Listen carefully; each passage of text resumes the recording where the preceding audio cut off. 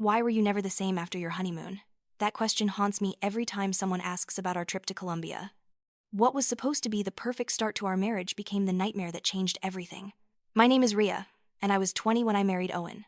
He was 25, confident, and always made decisions for both of us. I loved that about him at first. He handled everything, while I just smiled and went along. The perfect wife, everyone said. When we planned our honeymoon, Owen insisted on Colombia. Adventure, babe, real diving, not some tourist trap. I wanted somewhere safer, maybe the Bahamas, but Owen laughed. Don't be such a baby, Rhea. This is our chance to do something real together. I should have trusted my instincts when we arrived at Capitano Ricardo's dive shop. The equipment looked ancient, the boat was rusty, and Ricardo himself barely acknowledged us beyond collecting his cash. His young assistant Javier kept shooting us worried glances, like he wanted to say something but didn't dare. Maybe we should find another place, I whispered to Owen as Ricardo counted our money with tobacco-stained fingers. Owen rolled his eyes. We already paid. Stop overthinking everything. That morning, 18 divers climbed aboard Ricardo's boat. The engine coughed black smoke as we headed out to sea. Ricardo never did a head count, just waved us toward the water when we reached the dive site. Javier tried to count people, but Ricardo shoved him aside with an angry grunt. We were the last group to enter the water. I watched the others descend before us, their bubbles rising like tiny prayers. The dive itself was magical. Colorful fish danced through coral gardens, and for 40 minutes, I forgot my worries. Owen swam beside me, pointing out angelfish and barracuda with boyish excitement. When our air gauges hit the safety zone, we began our ascent. Breaking the surface, I expected to see the familiar outline of Ricardo's boat. Instead, I found endless blue water stretching to every horizon. Owen, I gasped, ripping out my regulator. Where's the boat? He treaded water beside me, still grinning. Very funny, babe. Where is it really? I spun in a full circle, my heart hammering. I'm not joking. It's gone. The smile died on Owen's face as reality hit. 18 people had boarded that boat. Now we were alone in the middle of the ocean. They had actually left us. They'll come back when they realize we're missing, Owen said, but his voice cracked with doubt. I pulled out my safety whistle and blew frantically while Owen waved his bright yellow safety marker. The pathetic sounds echoed across empty water. No emergency radio, no GPS beacon. Ricardo's cheap operation didn't include such luxuries. Which way is shore? I asked, scanning the identical horizon in every direction. Owen's confident mask was already slipping. I don't know. We picked a direction and started swimming. Within 20 minutes, Owen was gasping. My legs are cramping, sharp pains every time I kick. You have to keep going, I told him, but already I could see the panic building in his eyes. Are we even moving? Owen panted between strokes. Everything looks exactly the same. He was right. The waves, the sun, the endless blue. We could have been swimming in circles. The current was pulling us further from any hope of rescue. After an hour, Owen started shivering despite the warm water. Why am I so cold? This doesn't make sense. That's shock setting in, I said, trying to keep my voice calm. Just keep swimming and we'll be okay, I promise. But I was lying. We both knew it. The second hour brought Owen's first hallucination. He suddenly started screaming and waving at empty water. There, a boat! I see a boat! Baby, there's nothing there. Yes, there is. Look, they're coming this way. He started swimming toward nothing. I grabbed his arm and he fought me for a moment before the mirage dissolved. The look of despair on his face when he realized there was no boat broke my heart. The thirst had become unbearable by then. Our tongues were swollen, lips cracked and bleeding from the salt. Every swallow felt like broken glass. Just one sip of seawater, Owen begged. Just to wet my mouth. I can't stand it. When I told him that would kill us faster, he actually tried to drink it anyway. I had to physically hold his arms while he sobbed and begged for just a taste of water. The third hour, Owen's legs stopped working. I can't feel them anymore. They're just dead weight pulling me down. I had to support his entire body while treading water, my arms screaming in agony, legs cramping so badly I was crying from the pain. That's when the jellyfish got us.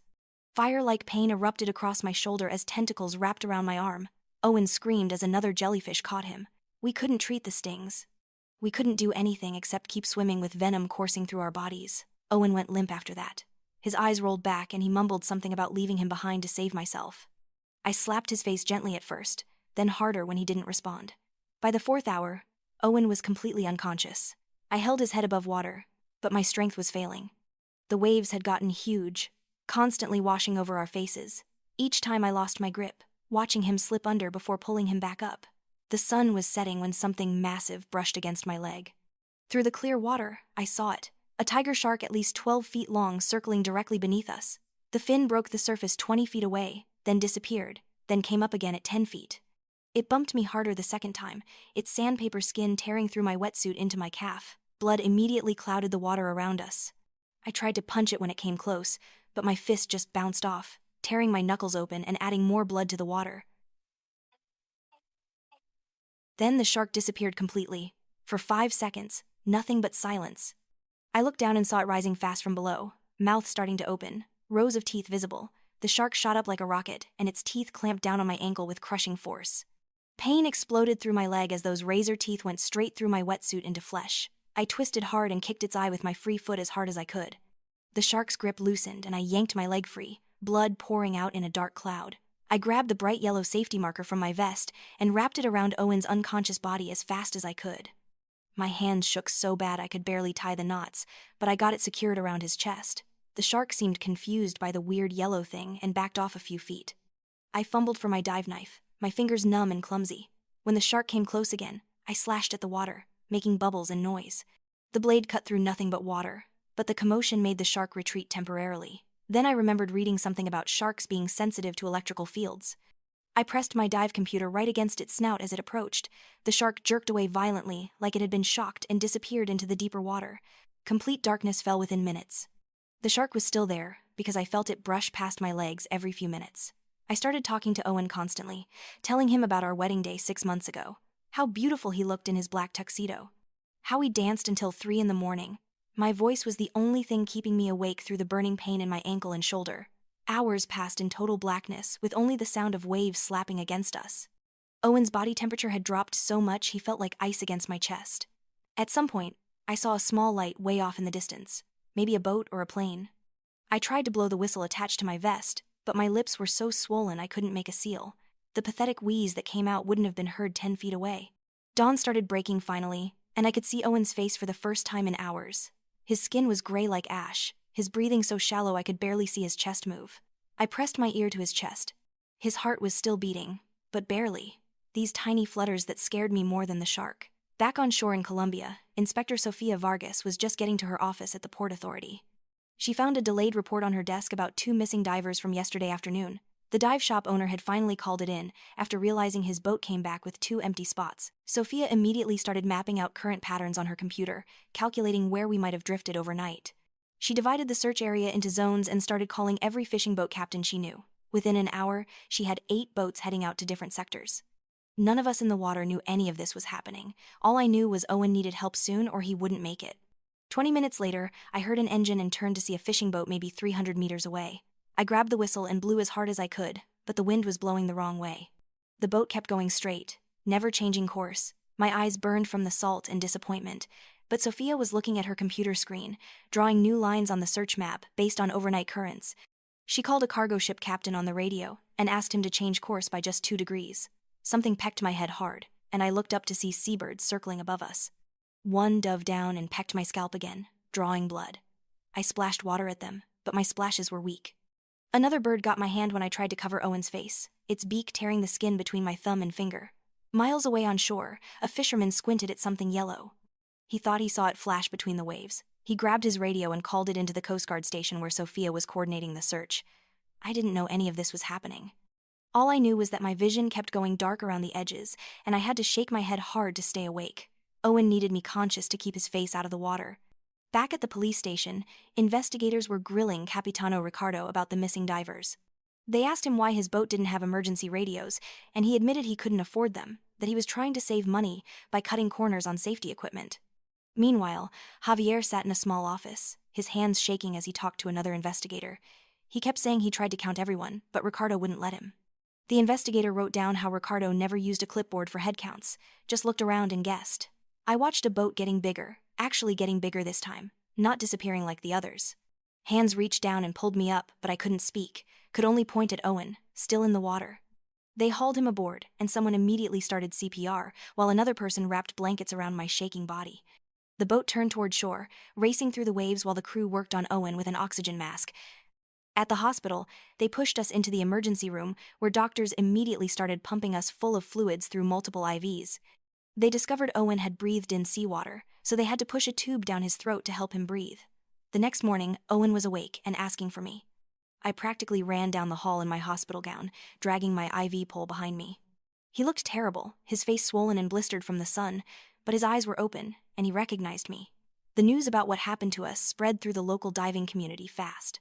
Other divers came forward saying Ricardo had done the same thing to them, leaving people behind and not following safety protocols. His dive shop was shut down immediately. Lawyers showed up at the hospital 2 days later with business cards and promises about getting us millions. But I couldn't focus on anything they said because Owen's fever had spiked and the doctors were pumping him full of antibiotics. 3 weeks after the rescue, we were finally cleared to fly home. Back in Ohio, everything felt strange and unfamiliar after what we'd been through. We started therapy right away for the PTSD, sitting in separate rooms talking to counselors about the nightmares and panic attacks. 2 months after the incident, we got a call from Sophia with news about Ricardo's case. He'd received a suspended license and a large fine, but no jail time. The judge decided that losing his business was punishment enough. It felt completely unfair that he could nearly kill us through negligence and walk away with just a fine.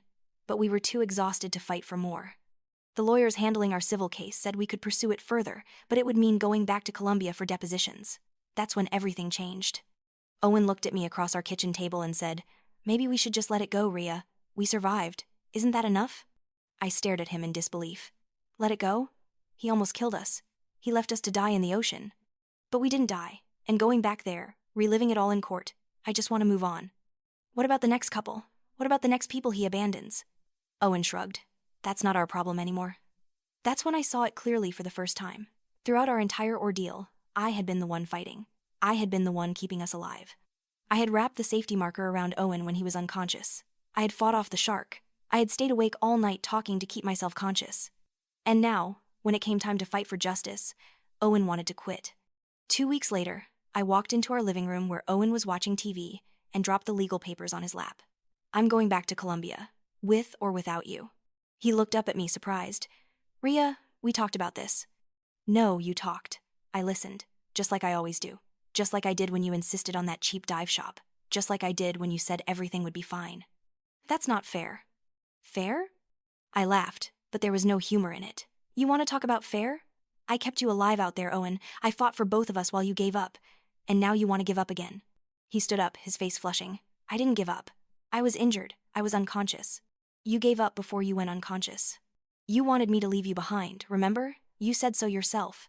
The words hung between us like a blade.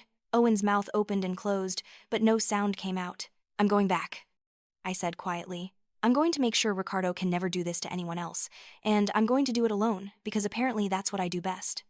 3 months later, I stood in a Colombian courtroom, facing Ricardo across the room. Owen had stayed in Ohio. Our marriage had ended 2 weeks after I filed the civil suit. Javier testified, telling the court how Ricardo had threatened him when he tried to do proper head counts. Sophia presented evidence of Ricardo's systematic negligence. And I told my story, every detail of those hours in the water, every moment Owen and I had faced death together. The court awarded us the largest settlement in Colombian diving accident history. More importantly, Ricardo was banned from operating any maritime business for life. I used half the settlement money to establish a foundation for diving safety. The other half, I kept for myself. For the first time in my life, I had my own money, my own choices, my own power. 6 months later, I stood on the shore of Lake Erie, watching the sunset paint the water gold and orange. I wasn't afraid anymore. The water didn't hold terror for me. It held triumph.